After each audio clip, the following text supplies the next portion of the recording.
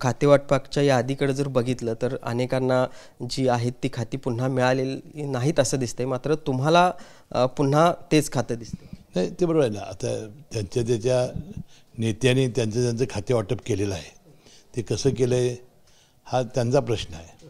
परंतु मला वाटतं हे सगळी खाते वाटप झाल्यानंतर जी जबाबदारी येईल ती सगळे मंत्री आपापले अतिशय चांगल्या पद्धतीने पार पाडतील. खरं तर ज्येष्ठ जे काही मंत्रिमंडळातील नेते आहेत, विखे पाटील असतील, धनंजय मुंडे असतील, यांना कुठंतरी कमी दर्जाची खाती मिळाल्याचं आता बोललं जातं आहे. नव्यानं जे चेहरे मंत्रिमंडळामध्ये घेतले गेलेत त्यांना, विशेषतः जयकुमार गोरेंना ग्राम विकास खाता असेल, म्हणजे जे नव्यानं आलेले आहेत त्यांच्यावर भिस्त दिसते सरकारची.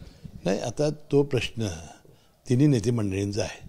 सगळी खाती ही चांगली असतात, सगळी ही राज्याच्या विकासासाठी अतिशय महत्त्वाची असतात. कमी जास्त असं असत नाही. मला वाटतं सर्वजण या समाधानी होतील आणि चांगलं काम करतील.